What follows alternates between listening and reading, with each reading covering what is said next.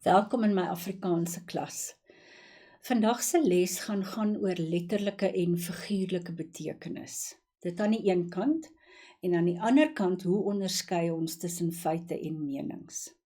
Literal and figurative, facts and opinions. So, let's go.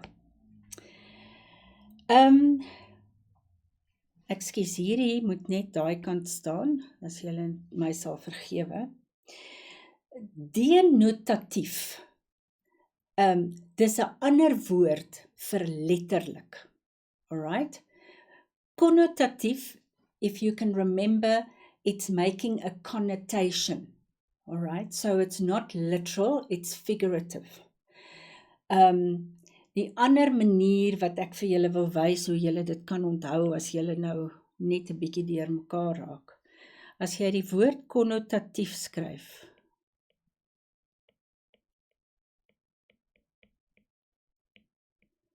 en jy skryf daarby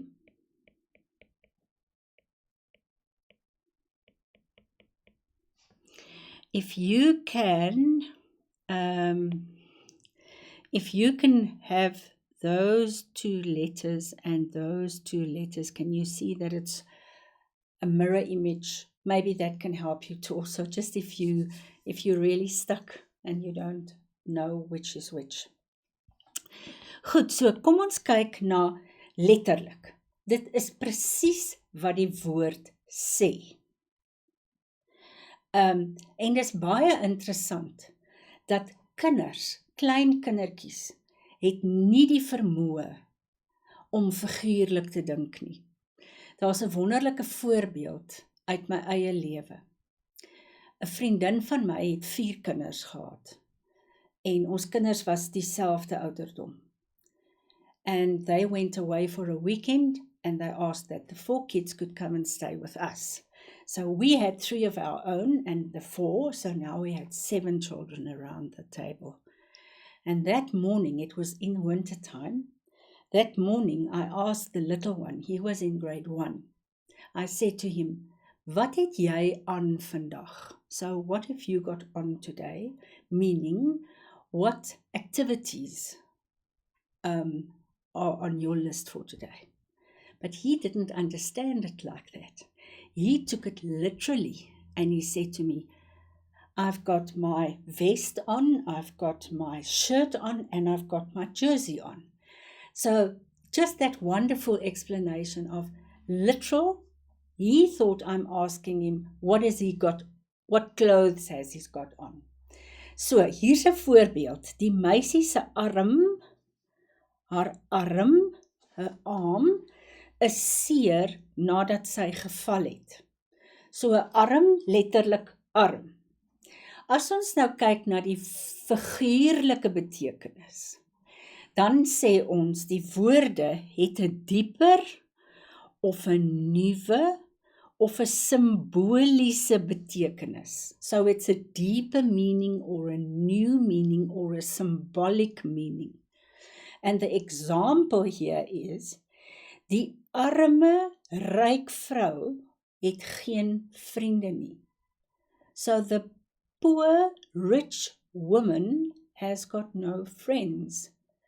So can you see, arm, soos in hierdie ding, of arm meaning poor. Alright. If you think about figurative language, it contains comparisons. Now, how do we recognize comparisons? Soos, né? Of net soos. Of nes. Not a nest for birds. Just like. All right. So, comparison. Sy is so lig soos 'n veertjie. Is she a feather? No, she's as light as a feather. Metafore, you know metaphors. Die man het 'n hart van klip. So hy sy hart word gelyk gestel aan 'n klip.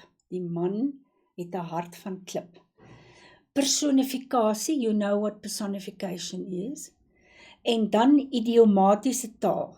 And that's why it's so important, guys, that you have to learn your idiomatic expressions.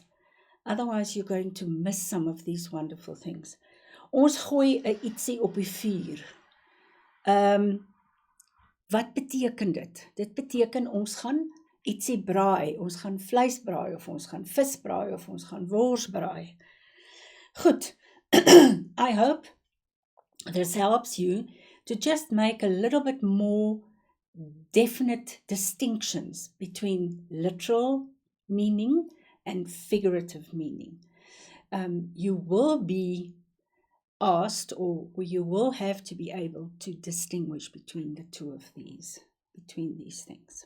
Goed, kom ons beweeg aan. Word die stellings letterlik of figuurlik gebruik?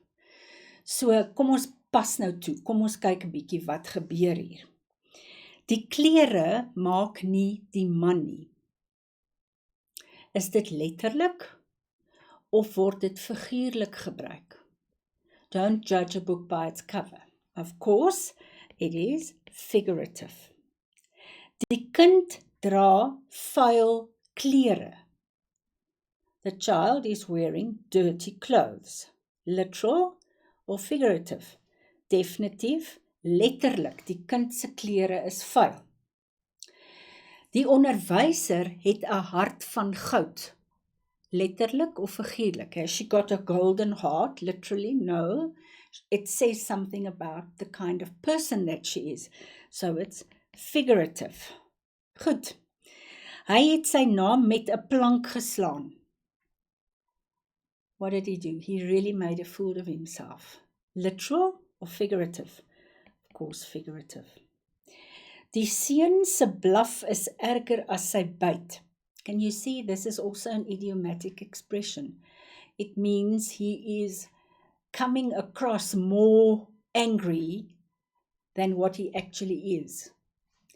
So it's definitely figurative. Sy eet elke aand een lekker. Nou moet jy mooi dink. Sy eet elke aand een lekker. She is eating every evening one sweet. Literal or figurative? Letterlik, né? 'n Mens voel lekker as jy goed voorberei het vir jou toets. So here, also the same word lekker, but it's not literal. You don't feel like a sweet or feel a sweet. It's something, it's an emotional thing. You feel good when you know that you were well prepared for your test. So in this case, it is figurative. Daar's 'n skroef los. There's a screw loose. Literally, could be, then the table will fall apart. No, it's not what it means here. It means something is not altogether good. So, figurative. Sy het lang vingers. Now, here you can, depending on the context, now you need to make the distinction. Sy het lang vingers, so sy kan lekker klavier speel. Then it's literal. If we say she's got sticky fingers, sy het lang vingers, dan bedoel ons, sy steal, she's stealing. So depending on the context, you will have to make the decision here. I hope that helped you. Kom ons kyk gou na menings en feite. 'n Mening is 'n opinie, your opinion. It's something that you come up with according to your life motto or your values or your knowledge about something, how you feel about it. It's an assumption, all right? Assumption. That's your opinion. Now, it's your opinion, and if you can justify your opinion, then people have to respect your opinion. Feite aan die ander kant, facts, something real. It's based on research, and it's there's documentation that will justify it, that will support it. All right. So it's not something that you can just change the way that you feel. So it's also, they're definitely going to test you on this, or assess you on, do you understand the difference between your opinion and facts? And they will give you statements, and you will have to decide. Sometimes it comes across in your comprehension tests, or even your literature work. So it's very important that you understand these four concepts. Sorry, guys. And again, I refer you to these two books. They will really be of great help to you. It's the kind of book that you cannot study or work through in one evening. It's going to take a little bit every day to help you to master the language, to have a better command of Afrikaans. Goed, tot 'n volgende keer.